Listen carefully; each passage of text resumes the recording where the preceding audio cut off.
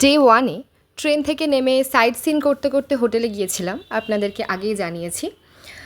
মা তারিণী টেম্পল আর ভীমকুণ্ডের ভ্লগ আমি আগেই আপলোড করেছি। এই দুটো স্পট দেখার পর আমাদের নেক্সট ডেস্টিনেশন ছিল গুন্ডিচা ঘাগি ওয়াটারফলস। বৃষ্টি ঝিরঝির করে পড়েই চলেছে, আর গুন্ডিচা ঘাগি ওয়াটারফলসের দিকে আমরা গাড়ি নিয়ে এগিয়ে চলেছি। মা তারিণী টেম্পল আর এই ভীমকুণ্ডের পর এই স্পটটাই আমরা দেখতে গিয়েছিলাম। জাস্ট দেখুন এটা কেমন দেখতে লাগছে।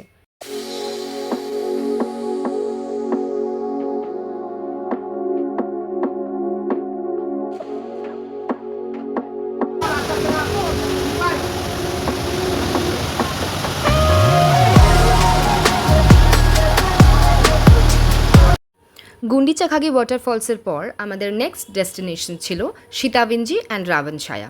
রাবণছায়া হচ্ছে ব্যাঙের ছাতার মতো দেখতে একটি রক ফেস, ছবিতে ঠিক যেমন দেখতে পাচ্ছেন। উপরে ওঠার একটু সিঁড়িও আছে, কিন্তু বর্ষাতে সিঁড়িটা এতটাই স্লিপারি আর শ্যাওলা জন্মে গেছে যে খুব সন্তর্পণে বা সাবধানে না উঠলে সমস্যা হতে পারে। এরপর আমাদের রাবণছায়ার পাশেই অবস্থিত হচ্ছে সীতাবিঞ্জি, যেখানে কথিত আছে যে মা সীতা লবকুশকে নিয়ে ওই গুহার মধ্যে থাকতেন। এখানে এলে আপনারা প্রচুর ফ্রেস্কো পেন্টিং দেখতে পাবেন।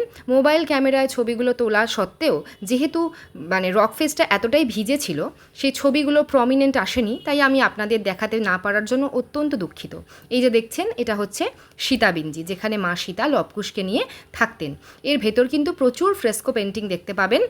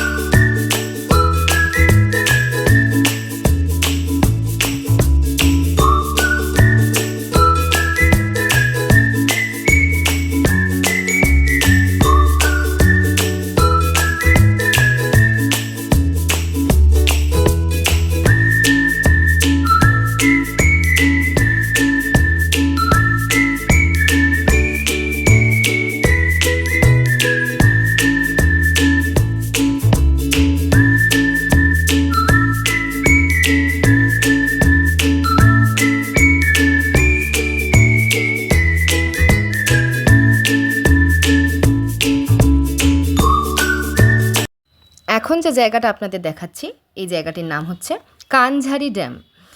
এর মধ্যে দিয়ে বয়ে চলেছে বৈতরণী নদী। এই বৈতরণী নদী আপনাদেরকে দেখিয়েছিলাম ভীমকুণ্ডে, যেটা প্রবাহিত হয়েছিল ময়ূরভঞ্জের দিকে, কেওনঝড় থেকে ময়ূরভঞ্জের দিকে। এটি সেই বৈতরণী নদী। জলের স্রোত প্রচণ্ড প্রবল এবং জলের রঙটা দেখতেই পাচ্ছেন, যেহেতু এখানে লৌহ মিশ্রিত মাটি, কারণ চারিদিকে আকরিক লোহার খনি আছে এই এরিয়াটাতে, তো সুতরাং জলের রং একটু রেডিশ। আপাতত প্রথম দিনের মতো সাইট সিনিং শেষ। এবার আমরা রওনা দিয়েছি হোটেলের উদ্দেশ্যে। আগেই বলেছি যে ট্রেন থেকে নেমে আমরা এই সমস্ত স্পট ভিজিট করে হোটেলের পথে পৌঁছচ্ছিলাম, তাই শরীর একটু ক্লান্ত ছিল, কিন্তু মন কিন্তু ভীষণ খুশি ছিল। আর নিজেরা যেটুকু দেখেছি চেষ্টা করেছি আপনাদের সাথে ভাগ করে নেওয়ার।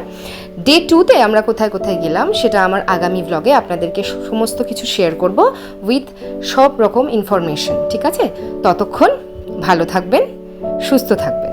আজকের মতো এইটুকুই, টাটা।